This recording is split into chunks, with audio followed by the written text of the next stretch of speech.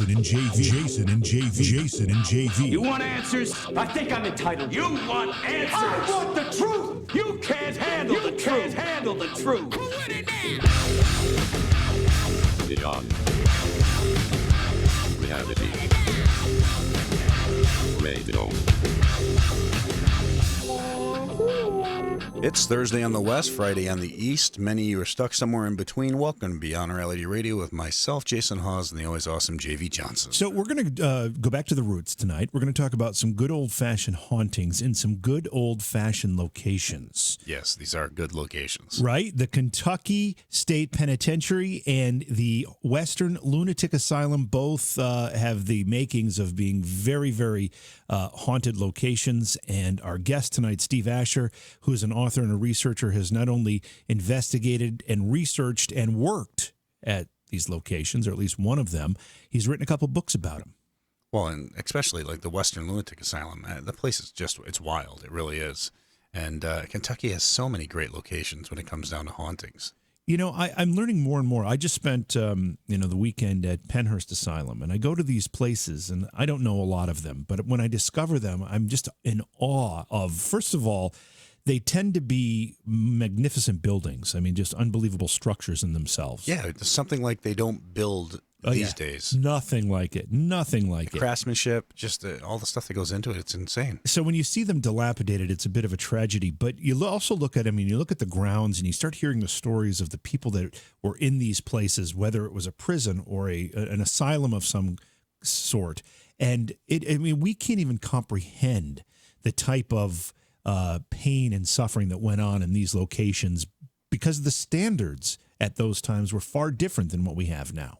Well, and they were. I mean, when we investigated Trans-Allegheny out in West Virginia area, just the craziness of some of the stories that we had to go through there and see, and just some of the tortures that people were going through. Let alone, I did MTV's Fear, and I think you remember that, JV, yeah. Long before Ghost Hunters, and we got sent to they called it St. Agnes Hospital, and it was a place for the criminally insane. And you go to these locations, and just the things you go through, and the things you read. We had to read a bunch of the documentation of people being skinned alive so they wouldn't talk to things that were done to them, and that was some of the nicer things that happened.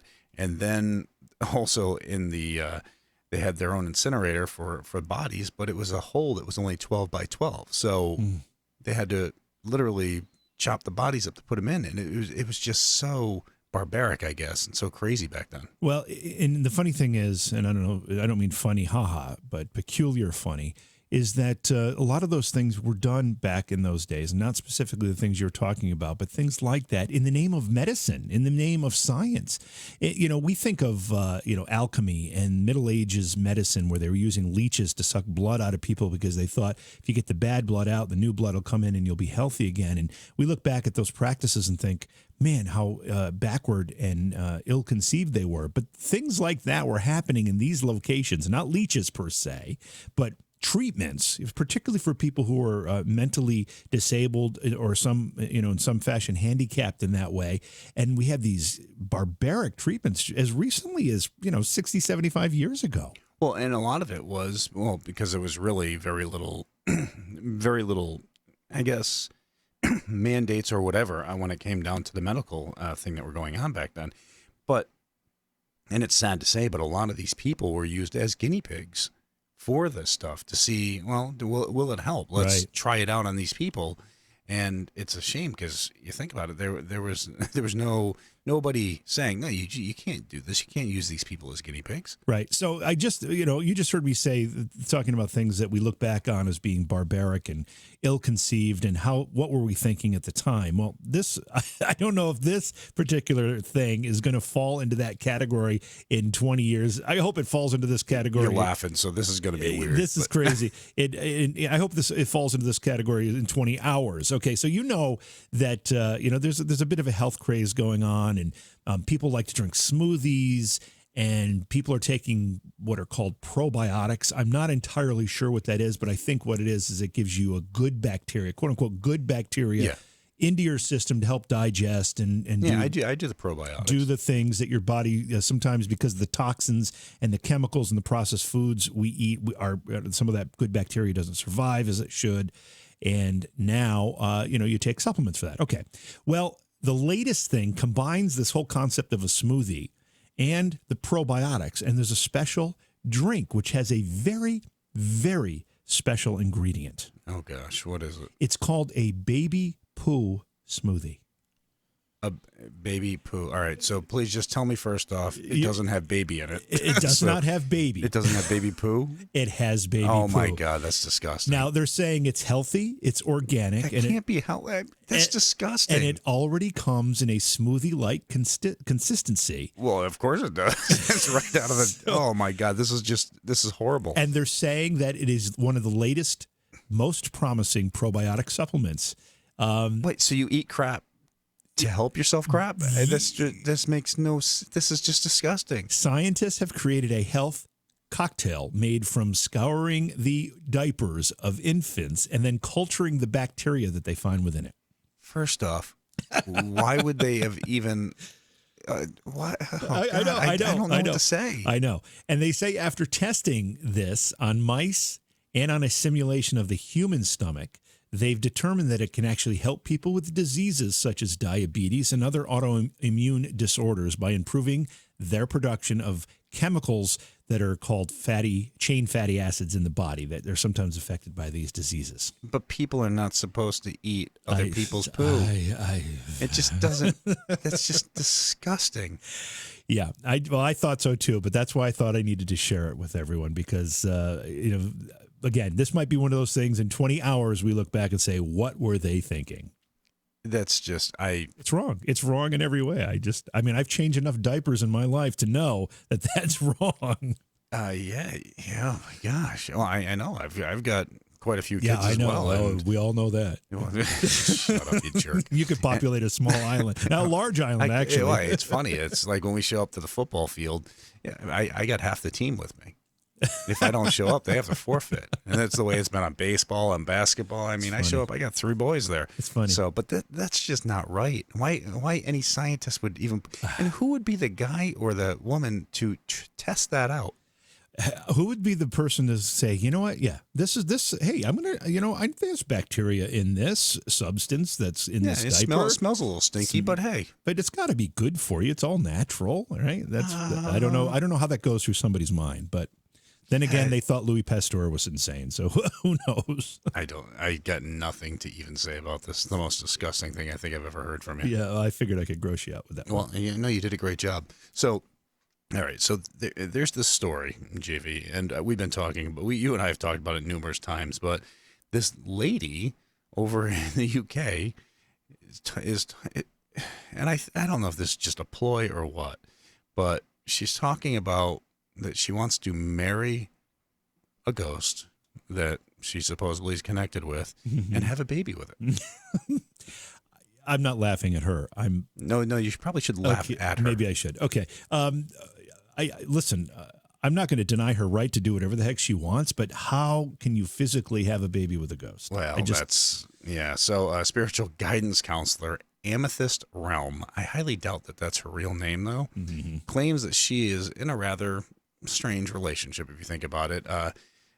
So she's claiming that she was on this, taking this trip through the Australian outback and ended up having a spirit approach her. And this spirit and her had this weird connection, and she fell in love. Well, so the spirit returned with her to the UK. Now I'm wondering if did she have to buy a ticket? Or? Well, that's what I was wondering. I mean, did she get him or its own seat? Yeah, or could it sit on her lap? Yeah, like could it be a lap? Yeah, but anyways, so now she's saying that they want to take this relationship on to the next level. Well, if they're in love, might actually be needing a body. I think that would probably be a great place to take it. Good step. But she said that she is looking into actually really connecting and having a baby with the spirit. Well, I think it's a beautiful thing. Anybody who's got that kind of love. I wonder how ghost baby poo Ghost baby poo Ghost smoothie. baby poo smoothie. Now that I could probably Get on board I could with. probably, yeah, you think about it. But so she says that there's a lot of these pregnancies out there, these ghost babies. That a lot of times these phantom pregnancies are actually people Actually are pregnant ghost babies? with ghosts. Yes. Hmm. So So is that why half your children don't look like you? Are they ghost babies? hey, that's just not right. I'm just asking. I mean, that is just mean. I'm not trying to be mean. I was just First asking. off, that I was told that well, I'm not even getting into this because you know what, this could go really bad, and then next thing you know, it spreads like whatever. Yeah, let's leave it But- alone. I'm so sorry I brought it up. I mean, at some point tonight, we should just have the listeners call in and say, do they really think that this is possible? That That you can have a ghost living baby. person can connect with a spirit and, well, they fall in love or whatever and have a ghost baby. I mean, you think you'd save a fortune on baby food, Yeah. on diapers, Mhm. and everything else, Mhm. and unless you gotta buy ghost, I don't know. But what do you think? I'm going to raise my hand that no, that's not possible. But I don't know. I mean, maybe she knows something we don't know. Maybe that is true, that some of these pregnancies that are actually the result of a ghost being involved. I don't know. Well, and I also wonder, because she considers herself a spiritual guidance counselor, and I wonder if this is just a ploy Well, to really just try to get her name out there. But then again, you're really not getting your name out there in a positive manner. You're getting your name out there where we're talking about her, but we're talking about her as if she should be in one of those lunatic asylums. right. I know. Maybe we need to have her on the program. She can plead her case with us. Have her and her ghost relationship person on. Her significant And other. just, during the time that he's talking, we won't hear anything, but we know he's there because she tells us he's right. there. Yeah. Let's get All slick on that. Well, on that note, the phone number is 844-687-7669. If you haven't yet, head over to facebook.com/Beyond Reality Radio, like the Facebook page for us. Then head to beyondrealityradio.com. You can find all the stations we air on across the country. You can also download the free iPhone Android app right there, which allows you to catch the show, past shows, new shows, all on the go. Or any night we're live, just click the Listen Live button and join an online community chat room area where you can listen to the show while sitting at your computer. Again, we will open up phone lines a little later, and give us a call if you have some sort of thought or feeling on this whole amethyst realm and her ghost lover and ghost baby. So 844-687-7669. You're listening to Jason and JV Beyond Reality Radio. We'll be back after this.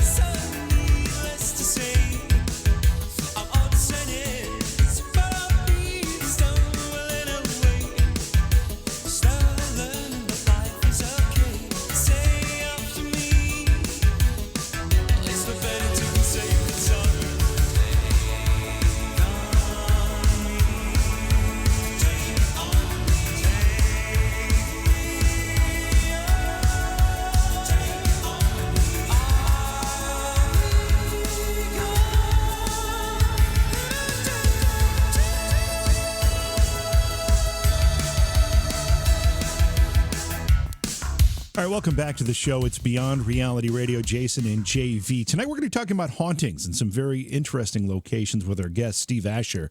He's an author and a researcher of the paranormal. His website is steveasher.com. His books include Hauntings of the Kentucky State Penitentiary and Hauntings of the Western State Lunatic Asylum. Steve, welcome to Beyond Reality Radio. It's great to have you on tonight.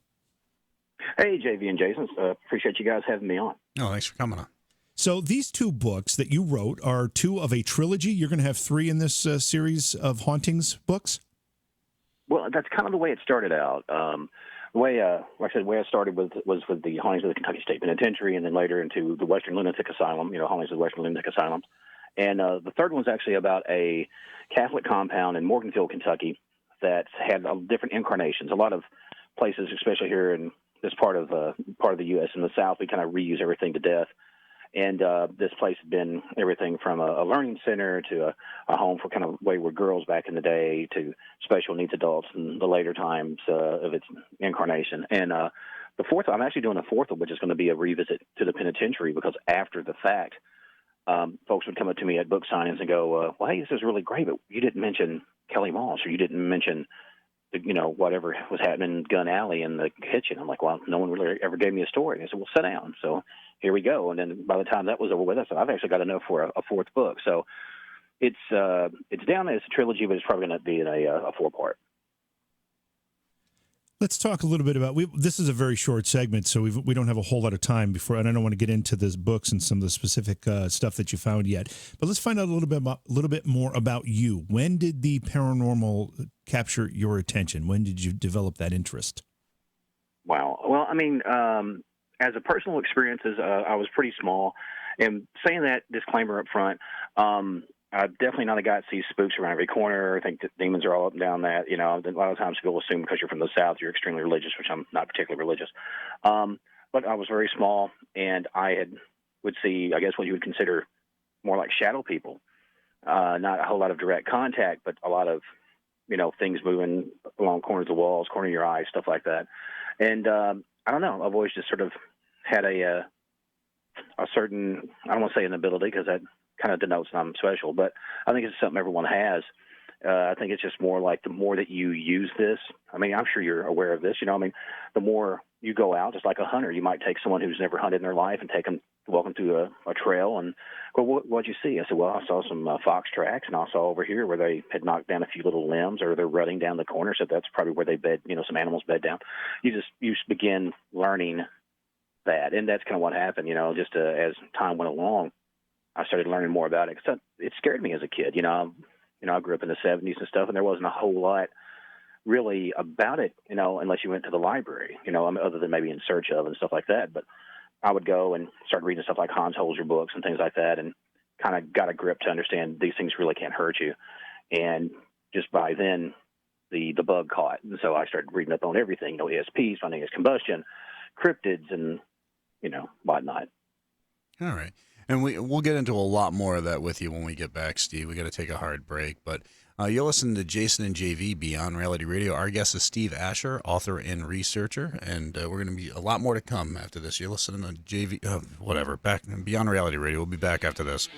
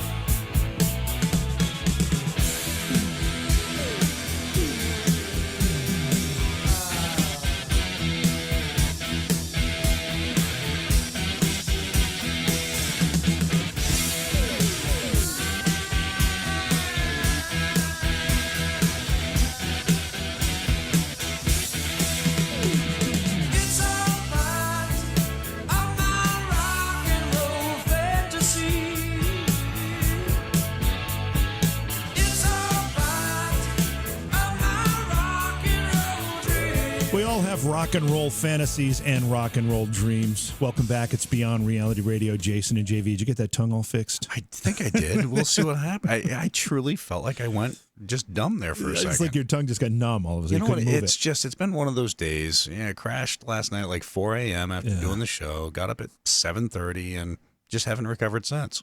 That'll happen. That'll happen. It sucks, but hey. Tonight we're talking with Steve Asher. He's an author and a researcher of the paranormal. His website is steveeasher.com.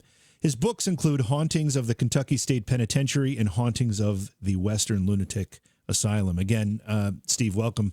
We were talking about how you developed an interest in the paranormal. You said as a child, you were kind of afraid of this stuff. You mentioned shows like In Search Of, which comes up on this program quite a bit.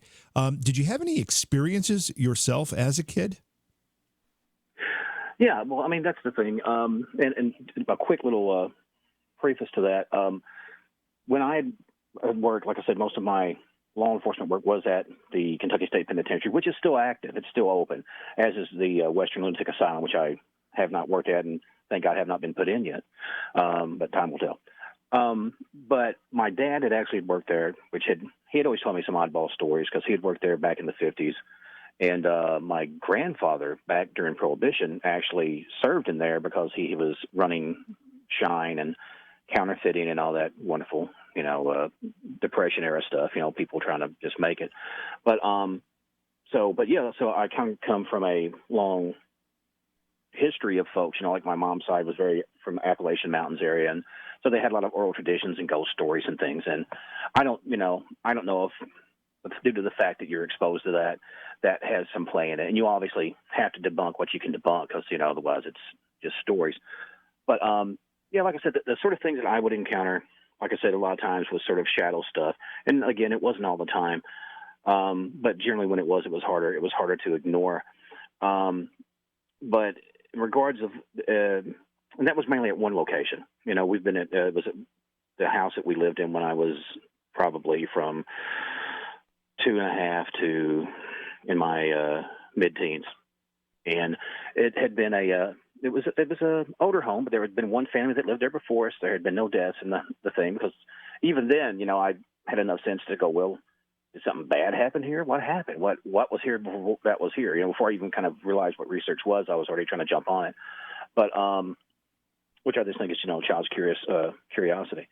But there had been nothing like that there, which is was very strange to me. But yeah, like I said, as a kid, that was kind of it, and, until I got a little bit older. But understand too, growing up in the times, I had like older brothers that were very much into, Sabbath and stuff like that. And I got a very good, healthy dose of Alice Cooper and stuff. So I was already sort of exposed to scary stuff, which at the time, it really frightened me. It took me years to really get into rock and metal and punk and all kinds of stuff, because it was very real to me. It was hard to differentiate it because I'm like, oh, well, I don't want to watch ghosts on television because sometimes I see them here. And but in time, obviously, you learn to differentiate that, and then you actually can and go enjoy, B movies and stuff like that. But so I've always walked that funny line of being aware some of this seems to be real and some of it is entertainment, So that's kind of where I fall now. Obviously, I still do research as much as I can. I have a group called the Caldwell County Paranormals, and we'll check out different locations and different places and try to do research as we can. Obviously, because when I'm not doing this, I'm writing and I have a small podcast of my own, and I also work with special needs adults through the day. So, I'm kind of juggling this and that, as I'm sure you guys do as well. But that's really what pulled me into it. Just seeing that kind of stuff and not really have an explanation, because it was one of those things growing up in the South. A lot of times it's just like, well, look, just ignoring it, it'll go away. And that just didn't happen. So I was kind of left with really not any other options, but, try to figure it out or just be shaken by this all the time. And one thing people tend to think of, especially with their house being haunted, is instantly they go to, well, did something bad happen here? Or a lot of times it's a new house. And the fact of the matter is, these things can happen in old homes. They can happen in brand new homes. All it takes is something deciding to, as it's passing through, hang out there for a while, and and create that sort of a situation. So it always can be something that happened on the land, or it might have nothing to do with the area in general, just for whatever reason, something decided to stay there. Well, I mean, it can be the person too. I mean, you ever heard that the expression, "The house isn't haunted, it's the person." And when I say that, I've always tried to make a distinction in my writing or in my research, because all the stories that I have in my books come from either firsthand accounts that I've had at the penitentiary, other officers, people that I knew that worked at the Lunatic Asylum or whatever, and I would write down, well, look, this is what they saw, this is what they felt, this is what they smelt. I might go, most paranormal researchers feel that this is a this. I don't know what a ghost is. I don't feel that, and with all due respect to you guys, and this is for everybody, I don't feel that there really are 100% experts, because until you go across that line, unless you can come back, we can't concretely say, is what I'm saying. Well, and that's no disrespect taken on that, because that's one thing I've always said, and JV's always said as well, is there cannot be an expert in a field that you can't even prove it really exists. And those who call themselves experts really are just, well, first off, I think they're hurting the field, they're hurting themselves and more. Well, yeah, I mean, I don't want to use the term hucksters, but I mean, it's just a thing where, how do you quantify it? We're trying to put a multidimensional, not to get hippy-dippy on it, but a multidimensional, possibility into a three-dimensional construct. We're trying to put it in human terms, and it's just, it's like, a fish trying to explain to you what a bird's doing. It's just, we're not there yet. We don't have the perception or the full knowledge to say what it is. Who knows? I mean, very likely that some of this is trans-dimensional beings. I've even had a theory, like a lot of times, maybe we see something from another time. Either it's a time slip, or maybe, we talk about there's parallel universes supposedly, and, string theory and all that. Maybe these other universes that are just like ours, maybe for whatever reason they didn't develop into the world that we have now. Maybe they are still back in a more agricultural time. Maybe these people were modern, but they are just seemingly old-fashioned because that's the universe that they live in. I mean, you can go really far out with it. And it sounds like I've been eating the baby poo probiotics, but it's one of those deals. You can speculate, all you want, but like you said, in the end, you either take it as, well, it is what it is. I report what I see, or then you fall into faith, and you have people that can believe as deeply in ghosts or this, that is, as any religious construct, and you got to be kind of be careful with it. We learned a little bit about how you became interested in the paranormal and how those topics started to fascinate you. At what point did you decide that you were going to start researching and investigating? Well, we didn't really do, like, in regards to like a legitimate team or anything like that. We didn't do that until, like, come on, man, you influenced a bunch of guys, and JV as well, and Taps and Ghost Hunters was huge for us, because up to that time we didn't really think about, well, there's other people out doing this, because we've always kept it very simple. I mean, we'll use stuff that you guys will probably think is laughable, but we would use things like divining rods and things like that, stuff that batteries didn't drain very. You're not going to drain batteries on a divining rod.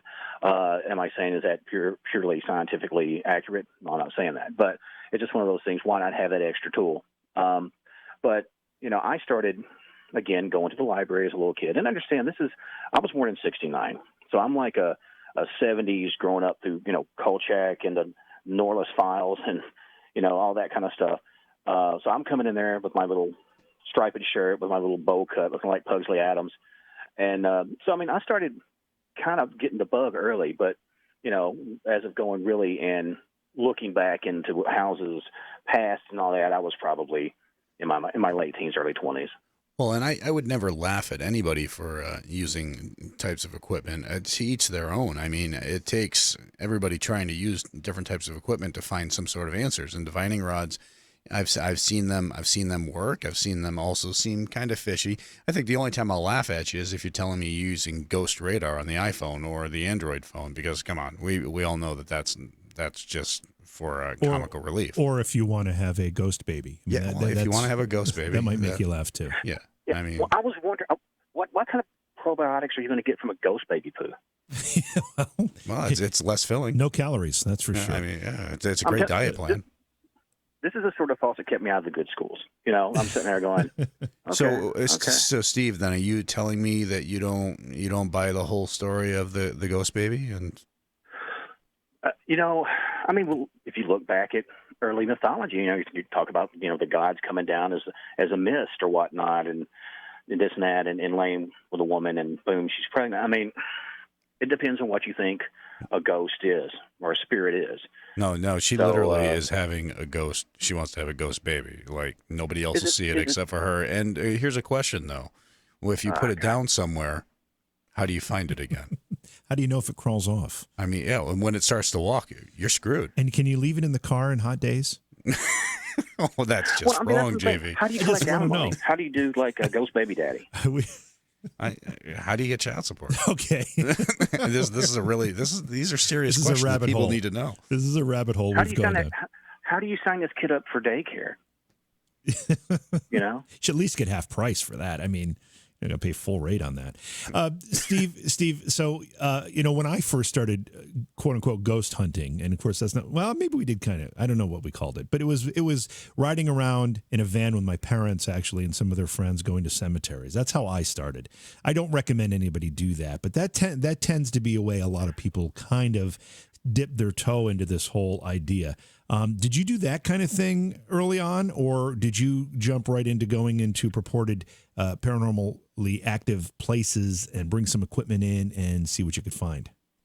No, because you got to understand, I'm in Western Kentucky, y'all, and we have, everyone's got that, we got to go down, check out Crybaby Bridge, or hey, did you hear about down at Octagon Hall, or like, man, let's go down at whatever, and let's go down to the old McCraggy mansion. Supposedly they see a guy hanging in there. It's like a Scooby-Doo scene, and that's kind of where it started. It was sort of a entertainment, and that's the thing.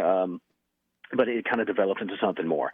And I guess as long as you're respectful of the graveyards, because like I said, I mean, we have a local graveyard here in Princeton called Cedar Hill Cemetery, and it's a pretty large cemetery, for the town, and we have, over time, because we do a lot of stuff here during the day, but we had gotten to the point where they know that we're very respectful, and anytime we would go, which, this is just me. If you're gonna investigate a graveyard, especially, if you're trying to go there at night, you need to let the city know. If it's in the county, let the sheriff know, or the city police, and just I always said, look, the Steve Asher, blah, blah, blah. They should know me by now. But I give them, say, here's my license. Here's the people that's with me. Here's our driver's license. My plate numbers is what I'm driving. We'll be here from here. As soon as, we will be gone by this time. If there's something after that, it ain't us. And due to the fact that we didn't go in there and wreck stuff and, just act a fool, because sometimes people I don't know what to do with. I think they get caught up in it. And sometimes it's just people that's kind of goofy. They just get off into the thing and want to kind of deface that or whatever and make kind of a clown show out of it. And that's the thing. That's definitely where we started. It took a while from people knowing us, because you do have people, I think they're well-intentioned, but sometimes they'll go in there. All right, we got to jump into a break here. When we come back, we're going to start talking about some of these locations that you've written about, including Kentucky State Penitentiary and Western Lunatic Asylum. All right, we're going to take a quick break. A lot more to come. You're listening to Jason and JV, Beyond Reality Radio. We'll be back after this.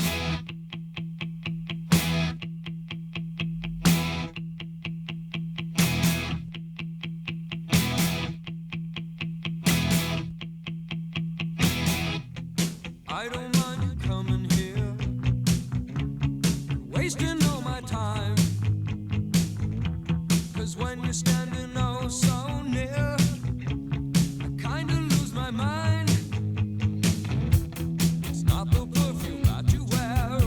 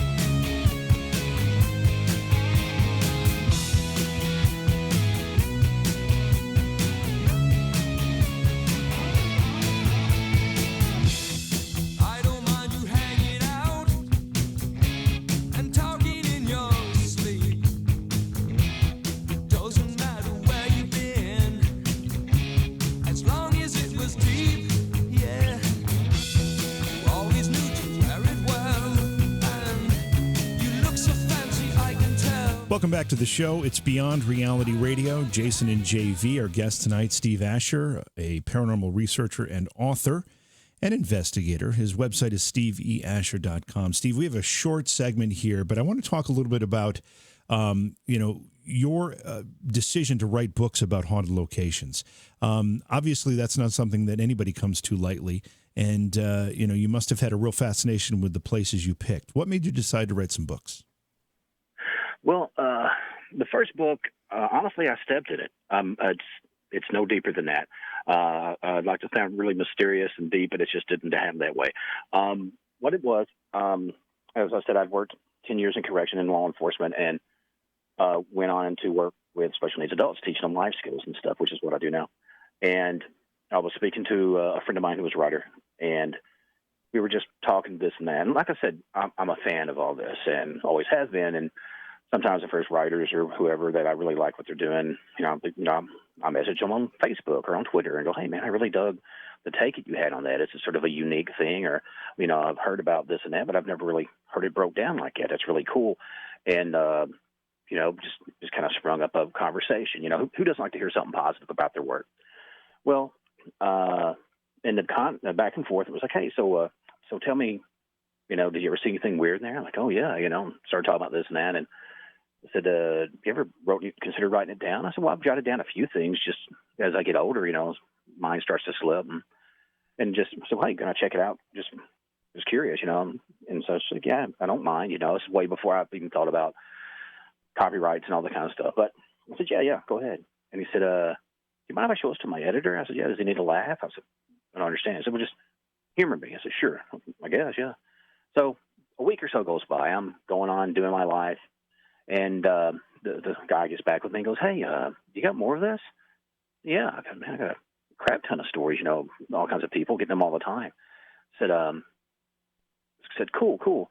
Said, you think you get me at least 65,000 words? I said, for what? I'm like doing, I'm not nowhere in that zone. He said, yeah, for the book. I said, whoa. I'm not a writer.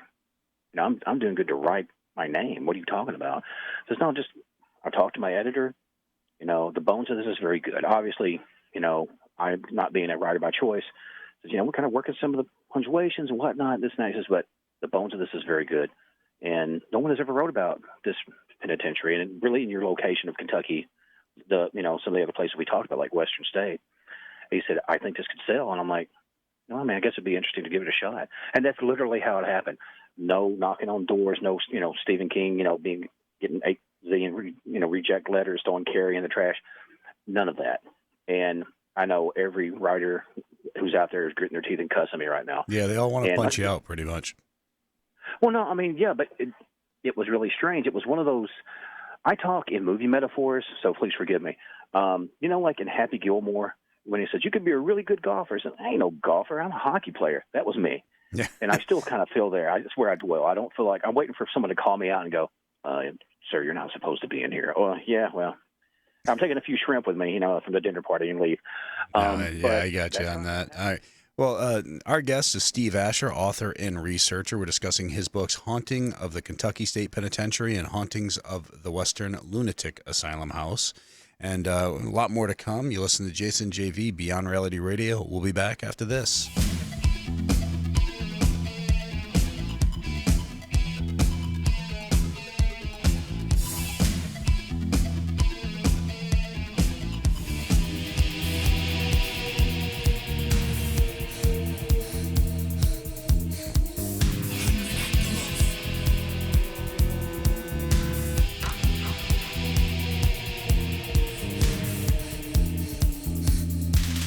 Burning the ground, I break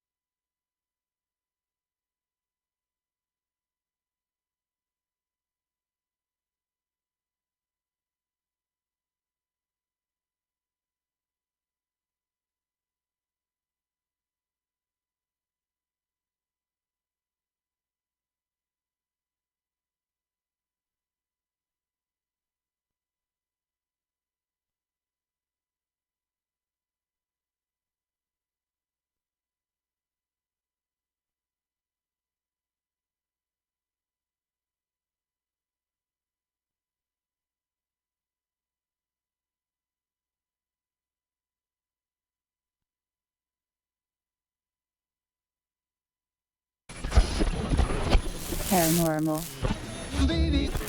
that cannot be explained by scientific methods. Told of a creature that was 6.5 to 7 feet tall. The CIA ran secret mind control experiments. It's a tale of a creature that's been seen by many, but believed by few. And experts say there have been reported sightings of paranormal activity.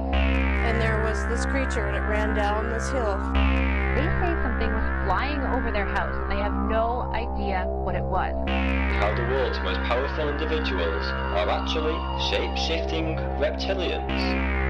My scariest ghost hunting experience.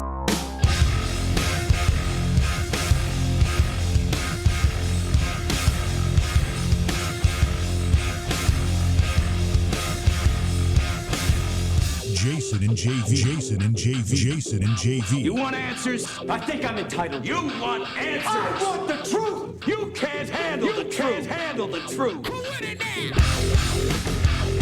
Beyond reality. Radio. It's Thursday on the West, Friday on the East. Many of you are stuck somewhere in between. Welcome to Beyond Reality Radio with myself, Jason Hawes, and the always awesome JV Johnson. We're going to continue our conversation with Steve Asher. He's a paranormal author and a researcher in just a few moments. He's got some books out. One's Hauntings of the Kentucky State Penitentiary, and the other is Hauntings of the Western Lunatic Asylum. His website is steveeasher.com. We'll bring him back into the program in just a moment. But, and I know you just saw this, Jay, there's some amazing video. Now, you and I have spent a lot of time at the Stanley Hotel in Estes Park, Colorado. An extreme lot of time. And half of it sober, about, I would say. Well, probably a quarter of it, yeah. Quarter of it. It's an amazing place. Well, it really is. It makes us sound like drunks, but just understand, when you're 8,000 feet above sea level, one drink is equivalent to 3. So you have 2 or 3 drinks, now you're really 6 to 9 in, and you're trying to find your way back to your room. Well, and if you and I had been at the Stanley Hotel when this particular event occurred, which we just saw a video of, I don't know what we would have done, but there's video, and I posted it on my Facebook, and I don't know if we've got it on the Beyond Reality Facebook page or not, but if not, we should get it up there. The front desk manager, in the middle of the night, and they have somebody at the front desk all the time, took a video of a bear that got into the lobby of the hotel. He says he learned how to open the door, probably just pushed it open. It was truly amazing. It is. And he's standing on the table. It's the very same table that you and I have sat in the chairs at with our feet up on until like 4 a.m, just hanging out and talking. And it's just a bear hanging out in the Stanley lobby. Hotel. And then it gets off of the couch or whatever, off the table, starts walking through the lobby like it's going to go into the restaurant and have a bite to eat, which it probably was trying to do. Well, and can you imagine, first off, the person taking the video is at the front desk, but can you imagine, how do you make sure none of the guests come walking? Because anytime you're at the Stanley Hotel, no matter what time it is, there's always somebody coming down that main staircase. Yeah, that's absolutely true. And I don't know how they handled that. I mean, I know they have security, but do they have enough to handle, making sure that everybody stays away? Because there's a lot of different ways you could come into that room. So, and luckily I think it was a brown bear or black bear. It wasn't a danger. I mean, all bear, still a bear. All bear can be dangerous, but some are more aggressive than others. And this didn't seem pretty docile, but it was just an amazing sight. So if you haven't seen the video, I highly recommend you looking online. I'm gonna share that. Were we gonna have Slick post that on the Beyond Reality page? Yeah, Slick can do that. He can do that. So he'll put it up on the BRR page. So, and I'm gonna post it on my fan page as well. And but it's insane. It's great. It's great. So check that out. All right. So we forgot to mention that tomorrow night is a best of program. And then Monday, we've got a returning guest. This is one of those guests where we ran out of time before we ran out of things to talk about. Douglas Cottrell will join us again. He's a clairvoyant, a teacher, a spiritual healer, and an author. And we're going to be talking about things like clairvoyance, remote viewing, quantum meditation, developing intuition, predictions, prophecy, a lot of great topics as happened last time Douglas was on the program. So we'll pick up that conversation on Monday. If you haven't yet, make sure you head over to facebook.com/Beyond Reality Radio. Like the Facebook page for us. Then head to beyondrealityradio.com. You can find all the stations we air on across the country, and that list is constantly being added to, so check it often. But you can also you can also download the free iPhone and Android app right there, which allows you to listen live, catch past shows, join the online chat, and more.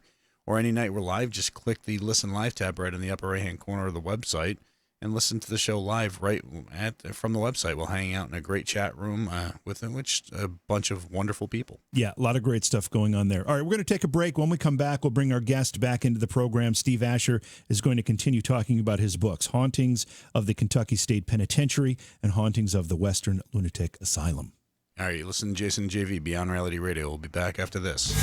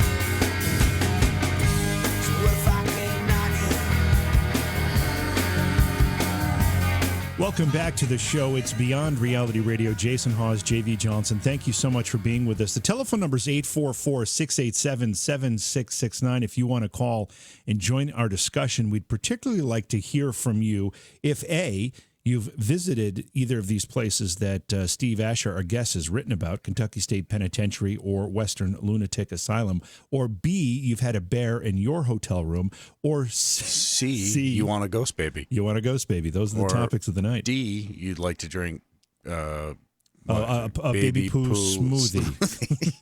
I don't. Where'd this show go? Yeah, it's falling apart in a hurry. Anyway, Steve, again, thanks for being here with us. Let's talk about the first of the books. Was it Kentucky State, the first one, the Penitentiary book? Yes, sir. Okay, let's talk about that location. Now, you actually worked there as a corrections officer, right? Yes, sir. Yeah. Like I said, I'd worked there for around about 10 years, and the facility, like I said, was really it's our only supermax in Kentucky at this point because it's got the both the electric chair and lethal injection, and we actually have some inmates that are old enough to kind of have the dubious distinction of when they were put in to choose either the electric chair or lethal injection. So it's kind of a weird deal. It actually went online, if I'm not mistaken. I believe it was 1889 Christmas Eve.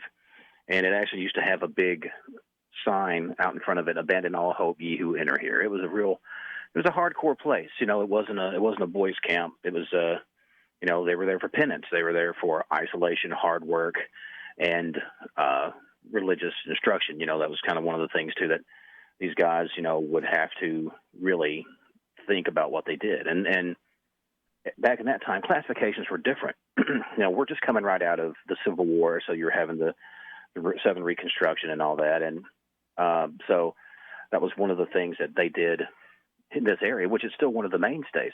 Of all the places that's been open and ran and this and that, the place has never closed its doors. It's never had a layoff. And, it's a very imposing facility. If you look at it, it looks a lot like a castle. Most people call it Castle in the Cumberland, and it was modeled on the old Juliet prison design. Like I said, it's kind of got the portcullises and all that stuff. It looks very much like a castle. Yeah, almost gives the illusion of like Eastern State Penitentiary when you're looking at it from the front. A lot of times people would see this and that, and they would thought it was, like you said, they thought it was Eastern State, or like you said, because it seems like a lot of times it was one of those deals. If it ain't broken, don't fix it. They went with that model. It showed to be pretty much met their needs, pretty secure, and it's imposing. Yeah. It's one of those things, you come up on it. It doesn't matter if you've ever seen it, if you've seen it 1,000 times.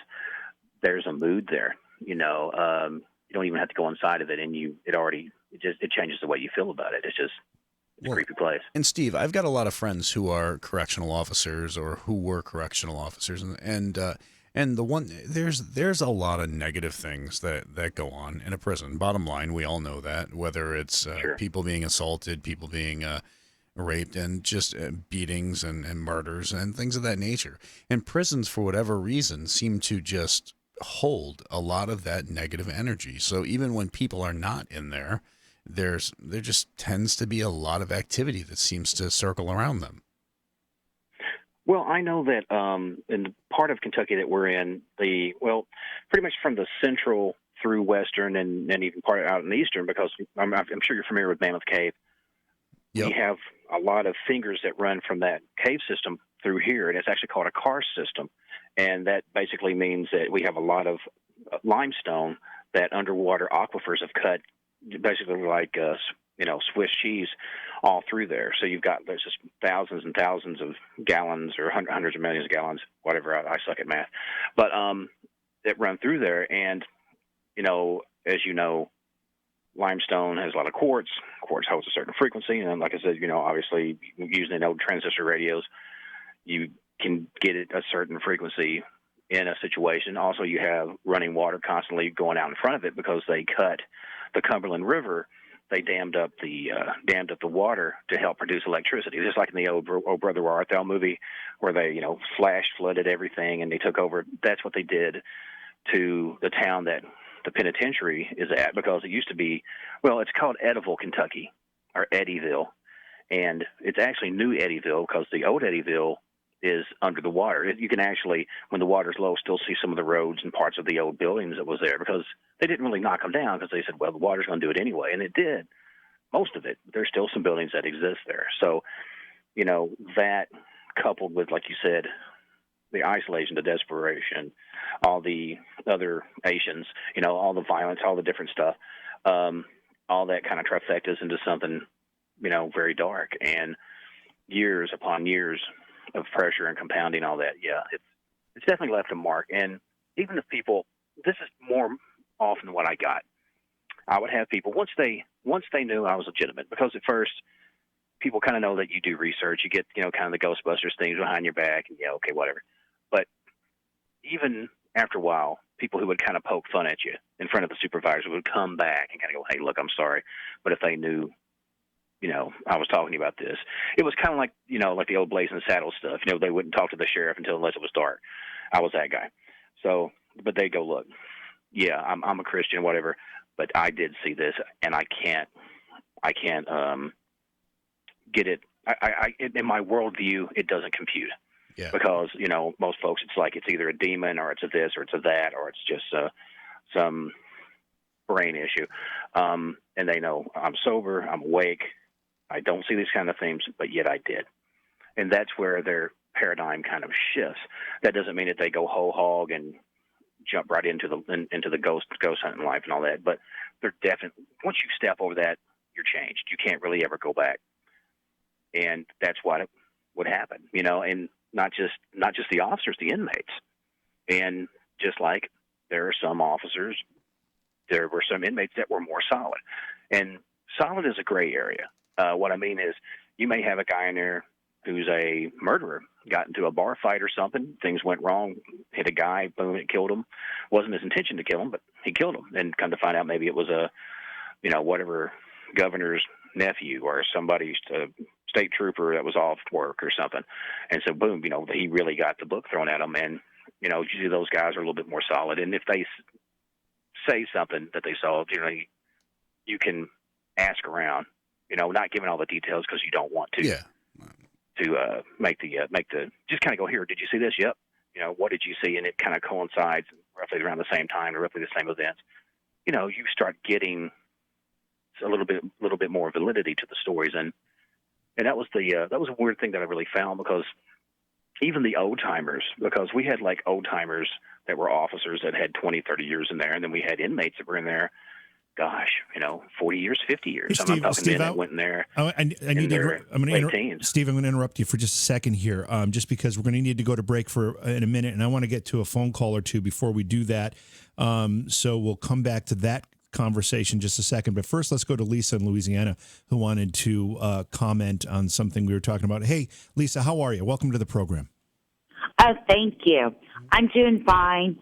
The reason why I called is because I'm not interested in having a ghost baby, obviously, but I wanted to say that one time I was taking communion and I felt something come up behind me on my back. It was like a person or an entity, but there's nothing there, so it's like a spirit or something.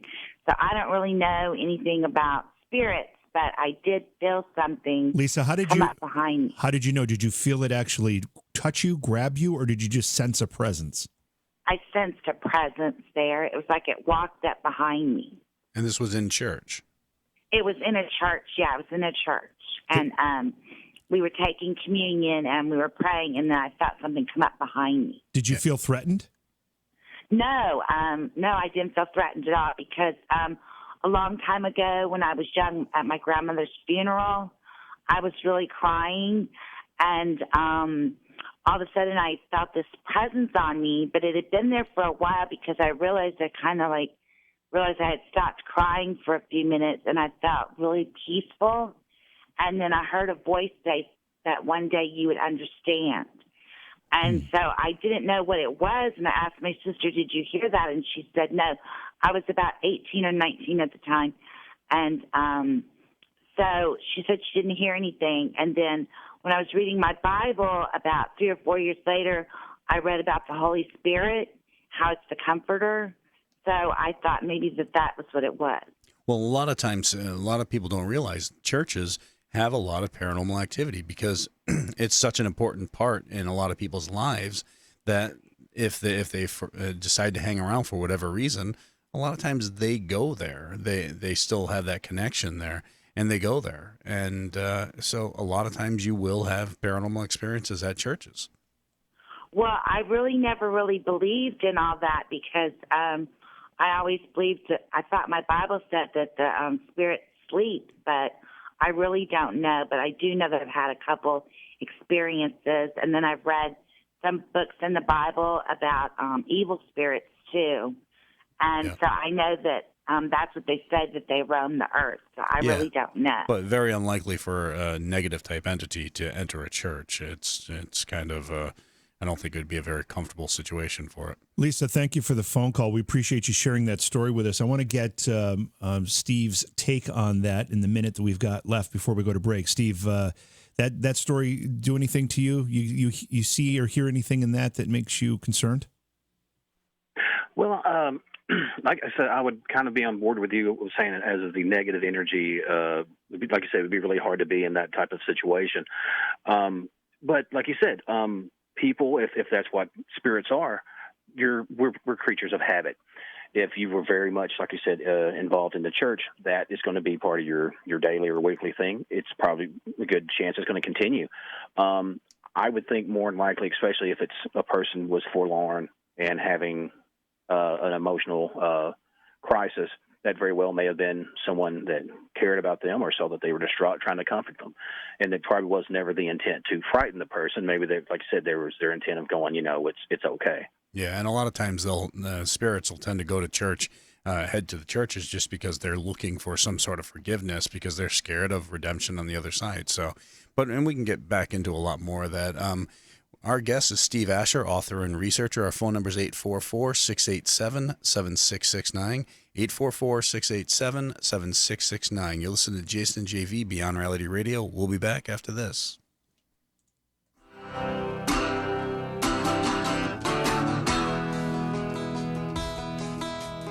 met her in a club down in Old Soho, where you drink champagne and it tastes like Coca-Cola, C-O-L-A Cola. She walked up to me and she asked me to dance. I asked her her name and in a dark brown voice she said hello.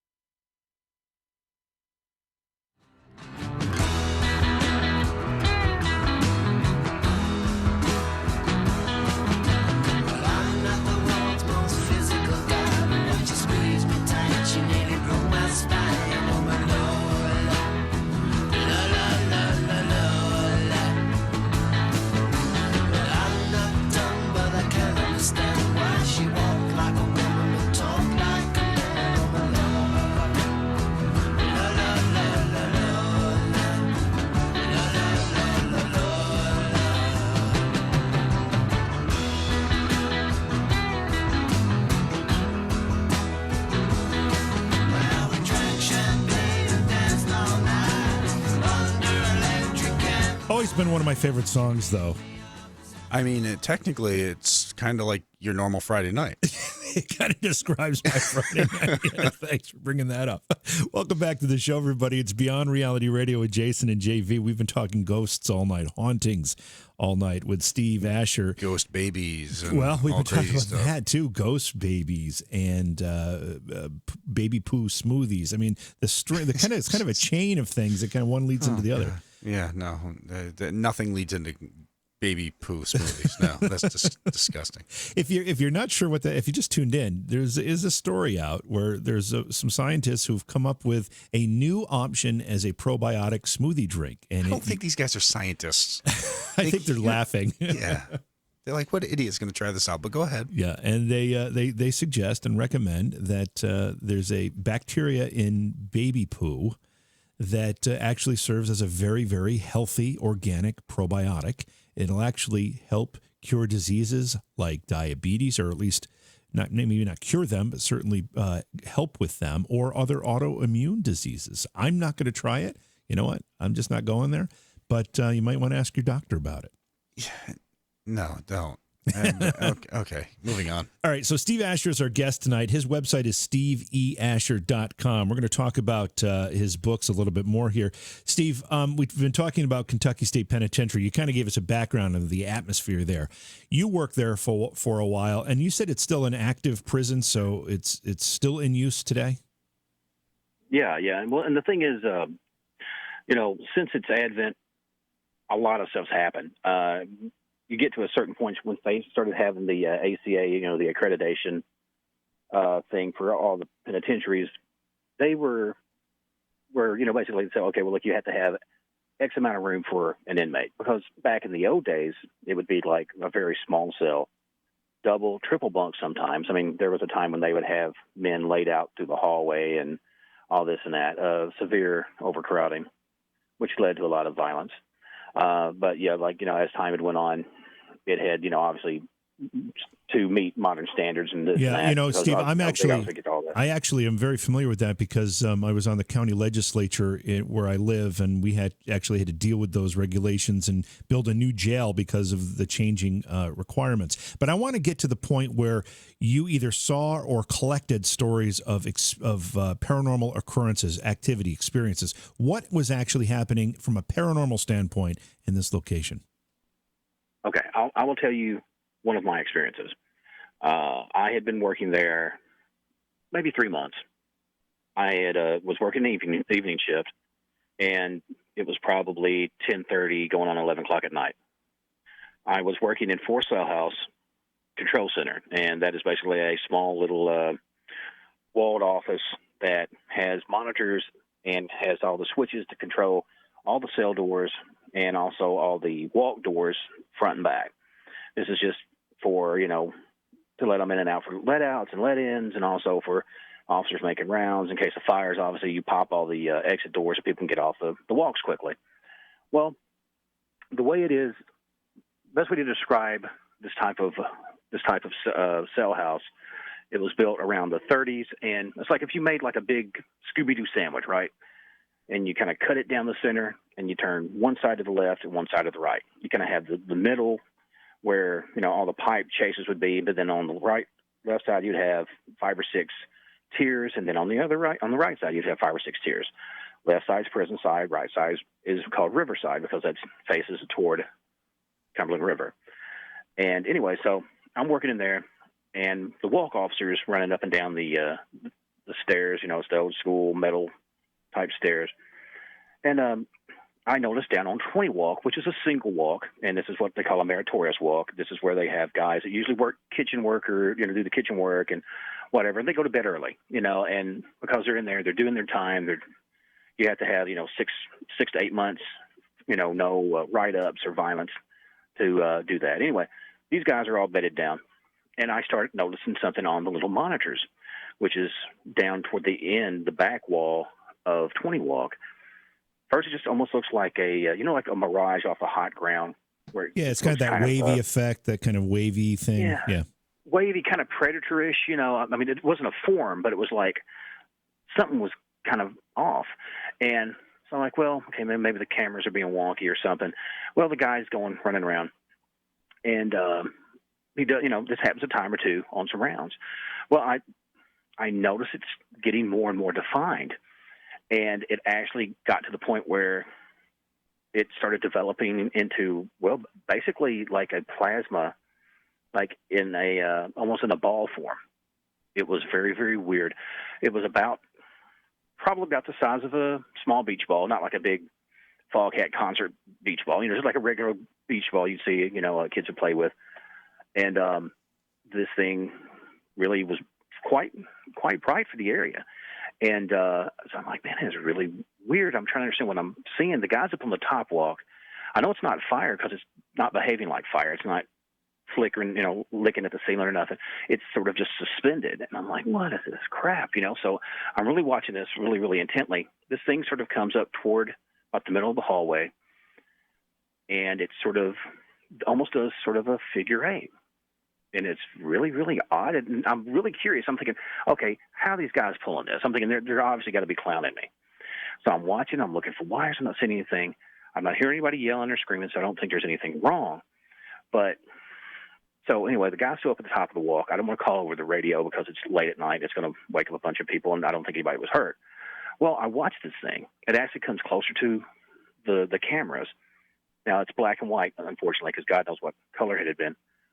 And like I said, it was doing a little bit of a figure eight, and then it shot kind of to the right of the camera and off screen. It almost had like a little tail, almost like a little comet, almost like you would think of like a will-o-wisp, like the old tales of that.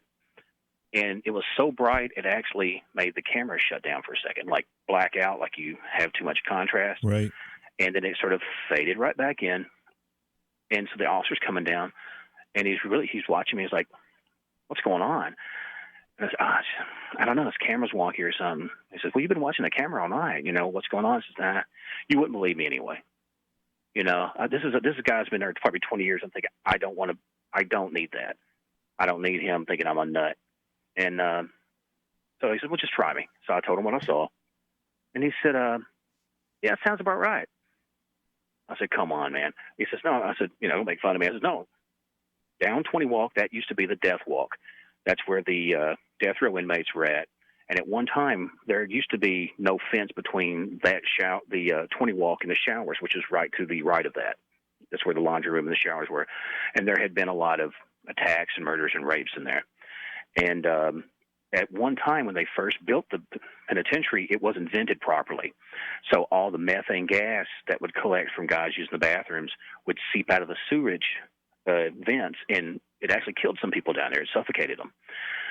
And I went, wow. And he says, yeah, well, welcome to KSP, kid. I mean, and I saw that. I tried to get the actual video, but, of course, we're not going to do that because it's state property. And it was just like, I knew then that I'm like in a whole nother game because I'd worked in a minimum security prison before that. Yeah. And I had some kind of idea of security, but that coupled with the paranormal stuff, plus the fact that this was normal, but it just wasn't talked about. That was what was so strange. It was just sort of like that's just like saying, yeah, the sky's blue. Well, of course it is. The old timers got it. The newer guys didn't talk about it. Supervisors didn't want to discuss it. To this day, they don't want to discuss it. I actually tried to get, when I was working at the penitentiary, I actually tried to get the okay to go through the, meters and things like that and check for, EMF fields and high EMF fields because, as you understand, high EMF can cause all kinds of stuff. It can cause hallucinations and agitation and all kinds of different stuff. And when you have guys that are already volatile, because I was wanting to do it in what they call 3-cell house, which was the segregation unit. This is where, we had like cutters and all kinds of stuff and violent attacks all the time. And I was like, well, look, this might be a problem. Maybe you could reshield this stuff and maybe make it safer for the officers, maybe make it just a better situation for everybody. They shot that down. They said, no, well, you're a first-line officer. We can't do it. In hindsight, I see that, but it was also probably, this is my opinion, that they're going, well, look, we don't need to, I don't really need to spend, millions to resheathe all these electrical lines, because some of those were built back when, when it was early, because like I said, it was a very, very old complex. And a lot of people have seen stuff there as well, because the second death walk was at the bottom of Three Cell House on what they call on 15 walk. It's a curious phenomenon, just because those death walks, I mean, there's got to be a lot of energy, but at the same time, we often think of spirits returning to a place that they want to be. Now, and that can't be the place that any of those folks want to be. Listen, we're going to go to our phone lines right now. We've got Pat from Missouri who wants to share an experience with us. Hey, Pat, welcome. You're on with Jason, JV, and Steve Asher. Thank you. Steve, I worked at a mental institution in the state of Missouri, and I was in charge of a cottage with 10 different men with all different kinds of crimes and stuff. And one night we were watching a football game. Of course, they would all sit in the sofas and watch the football game, and I'd have to stand behind them as their staff, and I was the only staff member there. And over my shoulder, I felt an entity that was standing right behind me. And I turned, and there's no one there. This happened night after night after night when I worked there by myself, like watching, and with the guys when I was watching TV, or working on the computer when the men were all in bed. And I could just feel somebody there watching me, but nobody was there. Now, whenever I retired, I no longer felt that entity. Nobody, my good friend, I told her, and nobody believed me. But it was kind of like something was watching me, too. I don't know if they was watching me for my safety or what, but I could feel it. And I'd even turn because it just was like he was, or him or her was just standing there beside me. Wow. Yeah, that would put me off too. I mean, you said you kind of almost wondered if it was someone that was watching out for you. Did you get a distinctly maybe male or female feeling, or did it feel familiar to you in some which way? No, I kind of got a feeling that it was a man, that it was a male, that it was standing just kind of like an arm length of me. I just got the feeling that it was a man. And like I said, he would stand behind me also when I was working on my computer, and the men were in bed. And, of course, I was there by myself. Never showed any signs of bothering me or anything, but I knew it was there. I could just feel it. Knew it was there, and I would turn, and no one there. Well, it seems like due to the fact that when you said at an arm's length, it seemed like it wasn't right up on you. It was sort of at a respectful distance of your body, of your personal space. And that's kind of the feeling I'm getting. Most likely, maybe it was an older staffer that had worked there, spent a lot of years there, and maybe they were just thinking, well, there's how it is, in the old days, well, there's a female on the walk, let's make sure that she's looked after. Someone's got her back. Yeah. Hey, Pat, did you say that it all ended after you retired? Yes, it did. Yeah, it did. Thank you for calling in. Thank you. Do you have something quick? One thing is all of my patients were men. All of my patients that watched the football games were all men. I was the only female there. Interesting. Well, thank you for sharing that with us, Pat. We're just out of time, so we're going to have to let you go. But that's probably not an uncommon story, Steve. We've got just a couple minutes left. We didn't even get really to talk about the Lunatic Asylum, but I did want to ask you something. Based on your experience with Western Lunatic Asylum, Jason and I, and particularly Jason, have been to a whole bunch of facilities like that. They always have some outstanding activity, certainly an outstanding energy. But what is it about those places in about a minute or so that gives them those characteristics? Wow. It's so strange. I think part of it is, due to the fact that you do have people that are compromised emotionally or mentally or whatever. No disrespect. It's a thing, too, that I believe the negative attack, just like a predator, would go after someone who is compromised. Just like, say if you were, especially when I would have a group of folks out, I would make sure everybody was had their A game, that they weren't having emotional issues at home, that they weren't ill, that they weren't angry. And I think when you have a person who's not in control of their faculties, for better lack of a word, they're easy prey. And I think that if there are ghosts that are connected to that facility, odds are it's probably previous entities who remain tortured. And if they're free of the body at that point, it probably just becomes worse. So, and if they feel sort of relegated as a second-class citizen and sort of pushed off, and ignored even then, because odds are, you're going to get frustrated. No, why can't you see me? Why won't you talk to me? And it would just make the whole madness worse. Yeah. Well, Steve, thanks so much for coming and hanging out with us tonight, and we look forward to talking to you again at some point. Had a blast, guys. Thank you so much for being on or having me on, and love to talk to you guys again. Before we send you off, books available on Amazon? Yes, sir. Yeah. It's through Simon & Schuster by Permuted Press, and Books A Million and all those great places, and then ebooks and whatnot. Great. All right. Have a great night, Steve. All right. So we're going to take a quick break, come back and wrap things up. You're listening to Jason and JV Beyond Reality Radio. We'll be back after this.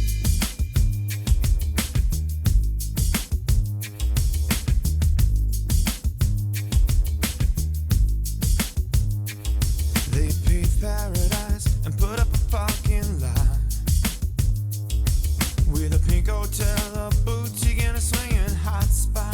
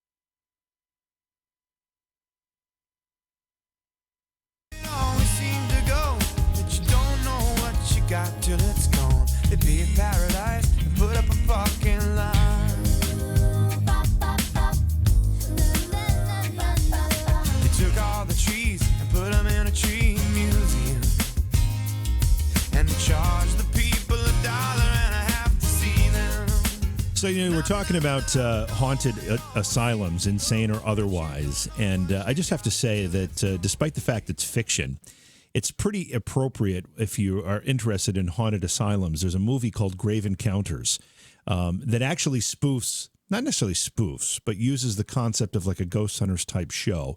And this film crew goes in to film an episode of their show in an old asylum, and what happens to them is it's actually pretty frightening. It's a good horror movie, it's a good paranormal movie, and it's one that kind of does the whole paranormal investigation gone wrong theme right.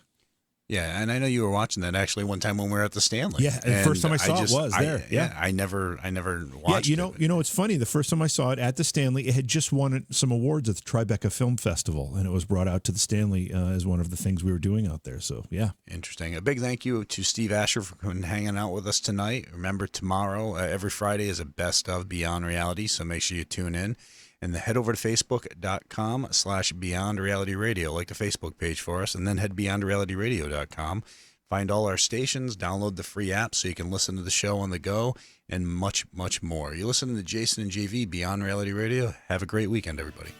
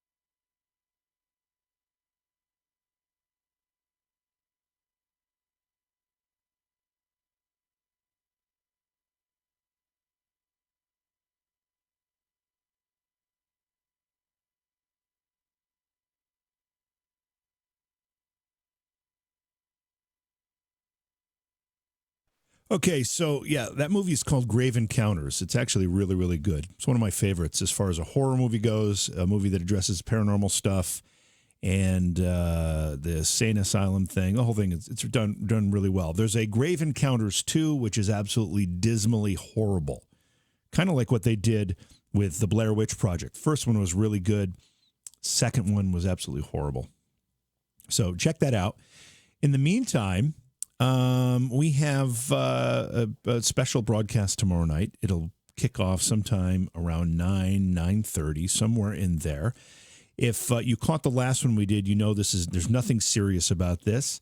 It's just good laughs and a few adult beverages with some buddies. So and we play some games, which you can call in and participate on.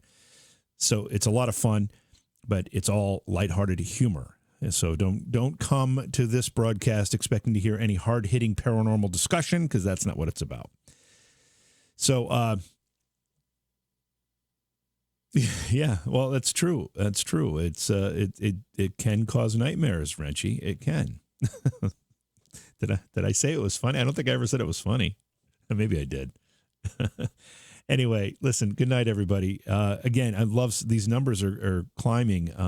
It's really awesome. It's awesome. And that's because you guys are sharing it and hopefully telling people about it. I like people listening to the program regardless of how they can listen. And this particular venue gives us an opportunity to interact a little better. So it's awesome. Anyway, have a great night. Love you all. And we'll see some of you tomorrow night for a little shenanigans. Good night.